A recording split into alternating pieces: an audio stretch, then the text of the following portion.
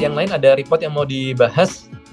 Boleh kalau gitu reportku terakhir kemarin yang kalau dari kemarin kan aku dapat report itu ada 2 macam, yang terakhir Victoria sama yang dulu yang R itu kan beda tuh. Itu bedanya apa ya?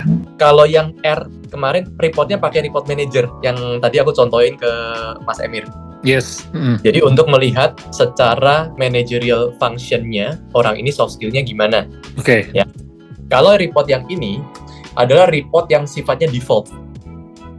Secara general ya kita nggak ngeliat fungsi-fungsinya, tapi kita ngeliat secara personalnya gimana. Buat teman-teman, ini adalah report yang sifatnya general. Jadi kalau di Kaizen kita ada report default lah ya, report utama. Jadi kalau kita belum tahu ini mau untuk apa, ya ini paling nggak jadi report utama yang biasa dipakai. Isinya apa saja? Yang pertama, isinya itu akan menggambarkan ya, sekali lagi, apapun pengalamannya, apapun technical knowledge-nya, yang kita akan lihat adalah secara soft skill. Ya, dan setiap jenis pekerjaan itu punya kriteria soft skill-nya sendiri-sendiri. Secara general. Kalau kita mendalam lagi ke setiap perusahaan, setiap industri, akan banyak ditemukan bahwa walaupun mungkin sama, misalnya purchasing, tapi beda industri, beda skala perusahaan, bahkan beda owner saja, walaupun title-nya purchasing, bisa jadi pekerjaannya itu terdiri dari beberapa jenis pekerjaan. Purchasing merangkap admin, purchasing merangkap accounting, purchasing nanti merangkap ini itu, ya. Nah, di Kaizen, kita hanya lihat secara general dulu nih, kalau untuk yang di report ini. Artinya apa? Ketika kandidat tes, pakai report ini, yang pertama kali akan muncul di sini adalah apa sih berdasarkan soft skill-nya 10 pekerjaan umum, 10 pekerjaan generalis yang cocok buat dia itu apa? Secara soft skill, ya. Jadi dalam hal ini, Victoria di sini secara soft skill itu terlihat cocok dengan fungsi pekerjaan generalis purchasing, programmer, operator komputer, sales, dan lain-lain. Nah, padahal kita mau kasih dia pekerjaan, ini rencana untuk kerjaan apa ya, Bia? Sales head. Sales head ya, sales head. Berarti kan kalau kita bicara secara general, secara fungsi sales ini kan terlihat biru ya? Iya. Jadi meskipun kan, birunya biru muda ya? Birunya biru mepet. Biru yang mepet, biru yang sedikit lebih dari hijau udahan lah. Ini garis putus-putus ini adalah batasnya dari setiap range. Jadi kalau sudah biru sebenarnya sudah sesuai. Walaupun kalau dilihat di sini, yang bersangkutan ini paling kuat justru kalau fungsinya fungsi purchasing nih. Fungsinya apa kalau kita lihat halaman ini? Fungsinya adalah ini jadi indikator awal buat Pak Robi, buat Pak Hansen dan Pak Michael. Jadikan ini sebagai sinyal awal. Lalu bayangkan, kerjaannya nanti itu kita butuh dia fungsi apa saja. Ini paling nggak bisa kasih gambaran. Kalau ternyata fungsinya kuat tinggi di purchasing, biasanya ini mungkin yang sifatnya perlu cari vendor, yang sifatnya mencari ya, terus compare beberapa pihak. Paling nggak itu bisa jadi satu sinyal dulu nih, karena purchasingnya kuat. Ya. Finance juga masih oke. Kenapa? Karena hijaunya hijau yang mendekati atas misalnya, dan lain-lain. Jadi paling nggak jadikan apa yang muncul di sini sebagai sinyal awal dulu. Dan lakukan analisa. Fungsinya nanti kita expect untuk fungsi apa di dia ini. Ya.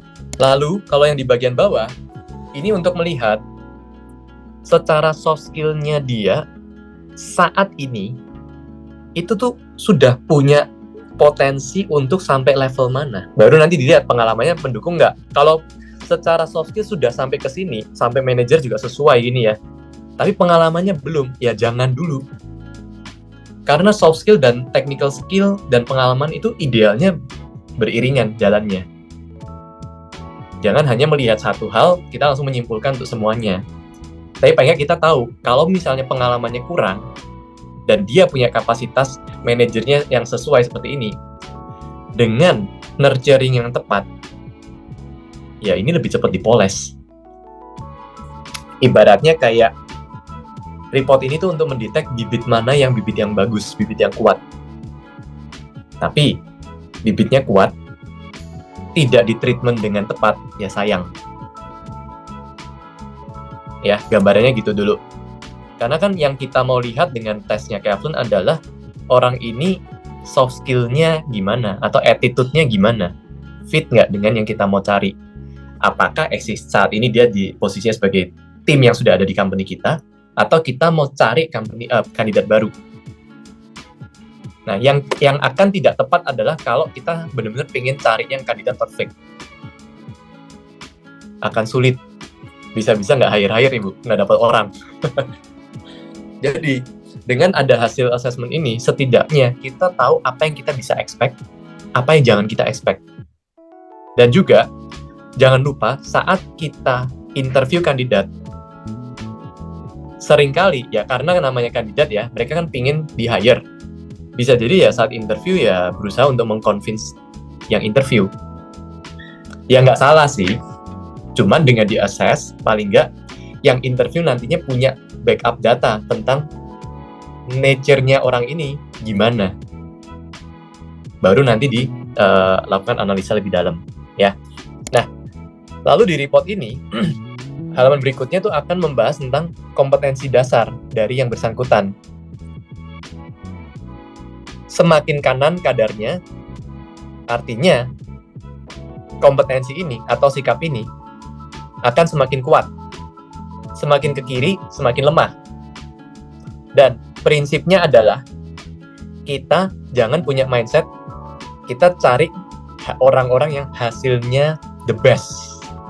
Itu harus dijaga dulu.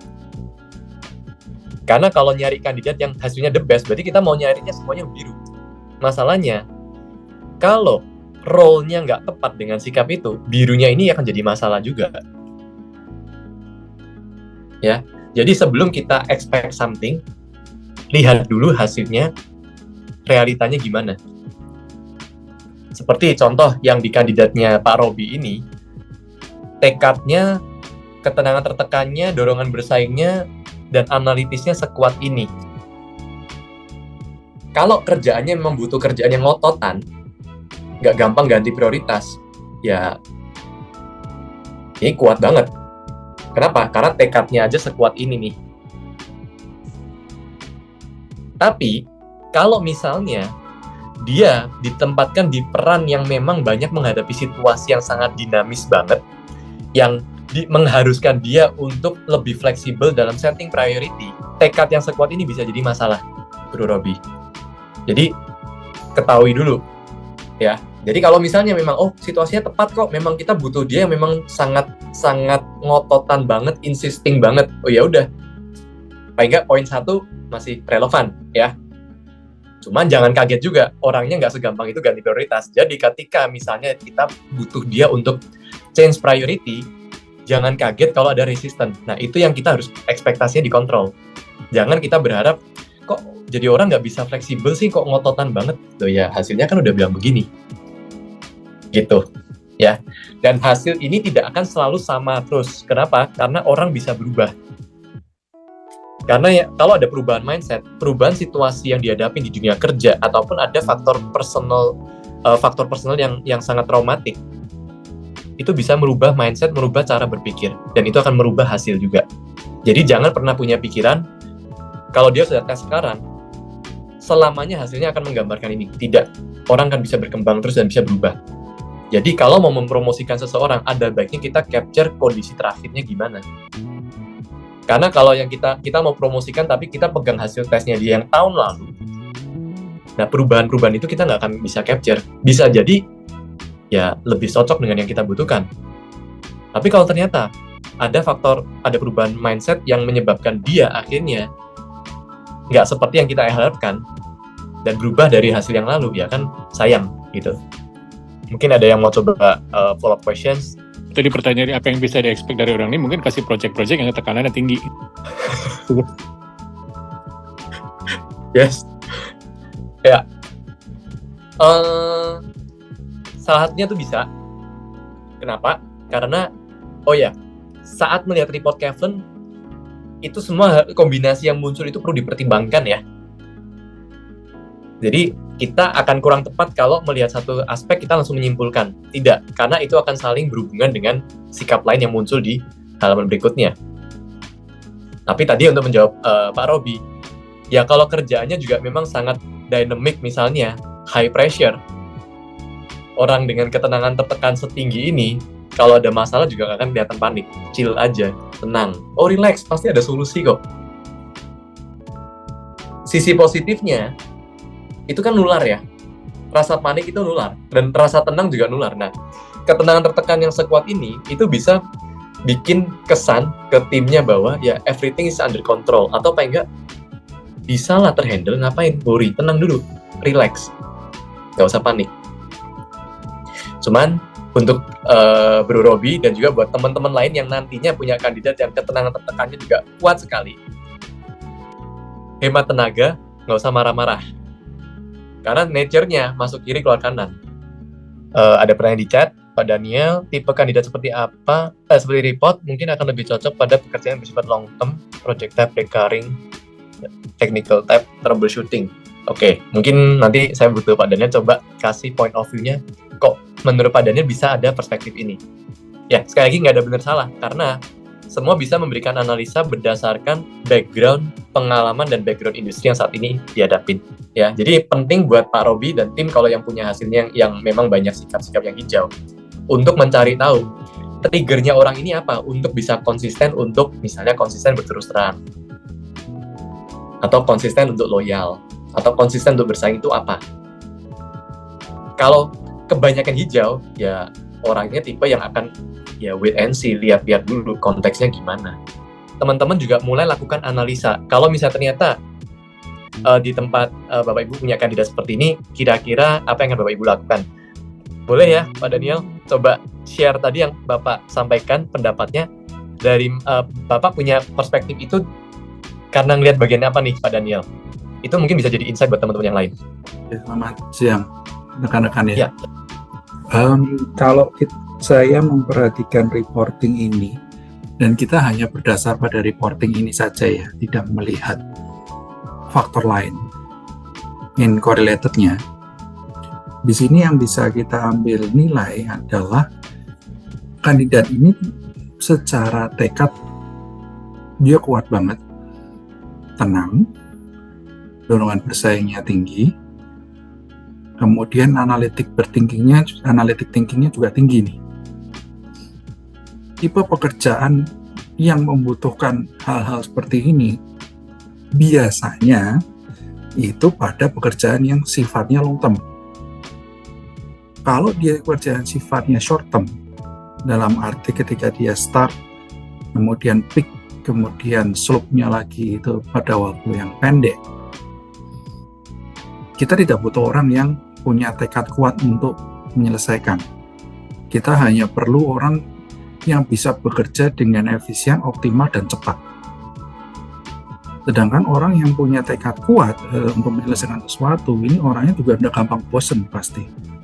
Dan dia juga akan lebih senang berkutat dengan sesuatu yang menurut dia bisa dipecahkan.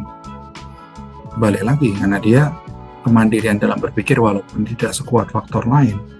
Kemandirian berpikir ditambah analytical thinkingnya yang cukup tinggi, ini dia akan selalu mostly itu memiliki deep think yang perlu waktu untuk solve something.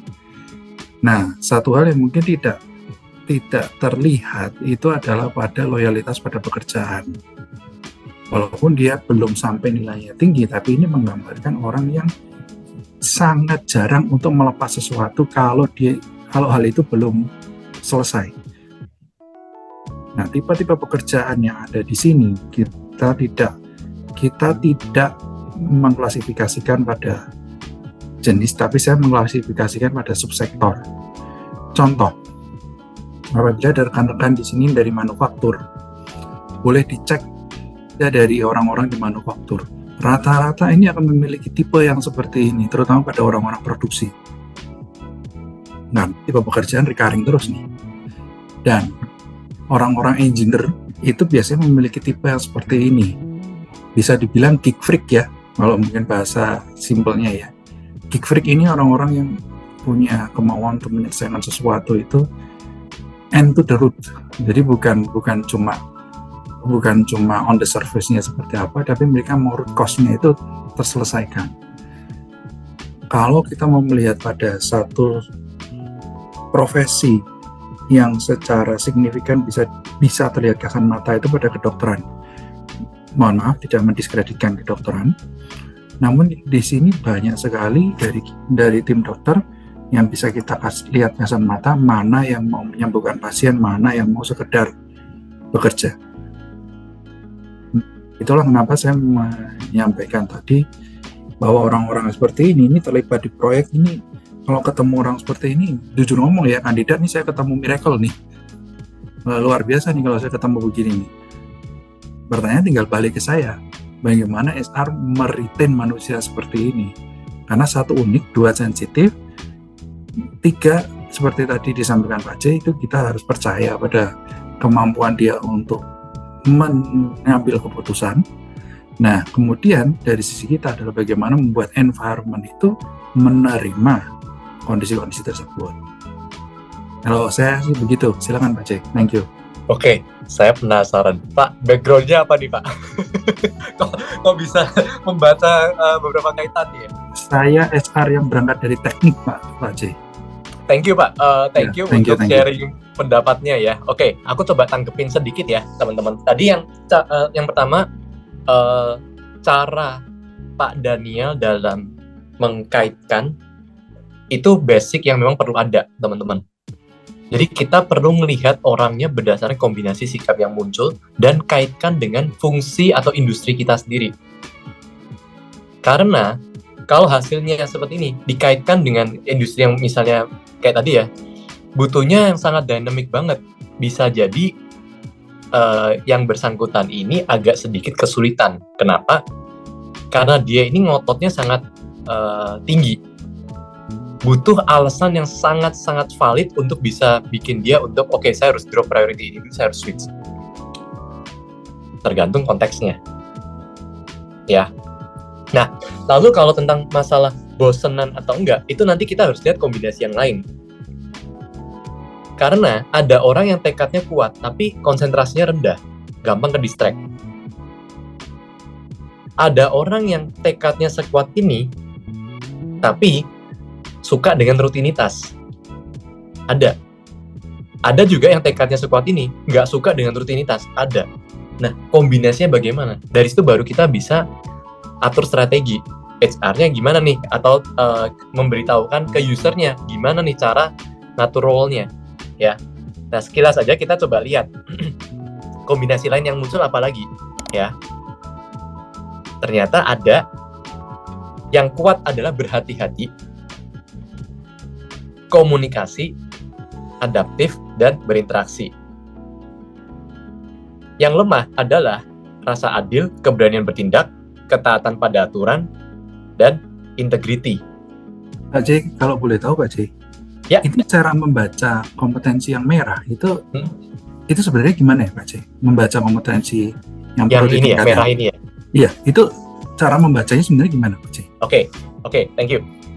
Jadi, kalau yang munculnya kiri dulu ya, yang terlihat kuat, itu adalah kompetensi apa lagi dari yang bersangkutan yang terlihat di atas rata-rata.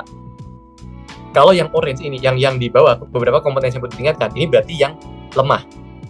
Nah, kalau yang tendensi perilaku destruktif, itu semua orang pada dasarnya punya.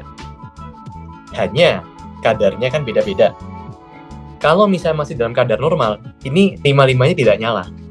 Tapi kalau ada yang memang stand out banget, dia akan muncul salah satu, bisa 2, bisa juga 3. Ini yang bagian kanan ada 5, yang nyala cuma 1. Apakah selalu 5 ini, atau ini misalnya top 5 tapi yang nyala cuma 1 gitu? Oke. Destruktif kalau di Kevin itu total ada 20 jenis traits. Tapi dikelompokkan dalam 5 kategori. Nah, ada report yang khusus membahas tentang report perilaku destruktif. Tapi di sini yang akan dilihat adalah dalam kategori besarnya yang kelihatan dari orang ini tuh apa. Jadi yang kita bahas di sini hanya kategori besarnya. Tapi berarti selalu 5 ini yang muncul ya? Karena di reportku yang satunya itu 5 ini muncul tapi nggak ada yang nyala. Yang satunya ya, kandidat satunya sementara ya. satunya oranye cuma satu dan cuma nyala satu. Berarti kalau misalnya tidak nyala, artinya semuanya masih dalam batas ambang wajar. Kalau yang sampai nyala itu something yang paling nggak sudah sedikit di luar kadar. Oke, noted. Aku bisa bayangin sih karena dia punya tekad bulat tadi, jadi mungkin mengambil hati ini bagian dari itu. Kalau kita sudah tahu kombinasinya dan kita tahu bagaimana menempatkannya, itu bisa saling mendukung. Kalau memang mau ditempatkan untuk contoh peran yang memang, tadi kan kalau nggak salah Dorobi bilang ini untuk sales kan, ya ini sebenarnya jadi supporting. Di sesi bedah report ini, mungkin kita sekarang belum menghadapi case-case ini ya, tapi dengan membiasakan kita melihat kombinasi sikap, itu akan membantu kita untuk nantinya waktu ngeliat report. Kita di sini kenapa nggak bisa mengeneralisir orang? Ya karena setiap komponennya itu beda-beda. Ini yang halaman lain, pada dasarnya ini smart absorber ya, cukup cepat dalam menyerap informasi, mempelajari informasi. Terus role-nya yang kuat di thinker malahan. Jadi ya banyak libatin untuk sales, tapi paling nggak dia salesnya yang nature-nya lebih ke thinker. Lalu motivasi kerja. Nah, motivasi ini sekalian saya bisa bahas untuk teman-teman yang pakai report custom job fit juga. Di sini tadi ada, dan yang core values ya, report core values juga ada motivasi. Motivasi kerja ini bagian yang jangan disepelekan. Karena motivasi setiap orang tuh beda-beda. Dan kalau kita sudah tahu motivasinya dia apa, pendekatan kita bisa lebih terarah. Artinya apa? Bukan berarti motivasi yang lain dia nggak mau ya. Bukan berarti kayak, udah berarti nggak usah dihitung lah. Ya nggak gitu. Orang yang muncul motivasi kepuasan, pada dasarnya suka dengan challenge. Orang yang motivasi kepuasan, kalau dia tidak mendapatkan challenge yang cukup, malah bosen. Kalau kerjaannya terlalu monoton, dia udah cepet bosen. Munculnya akan selalu 5 ini ya? Setiap orang punya 5 ini. Tapi yang paling jadi drive itu biasanya 2 yang terpaling kuat. Oke. Gitu.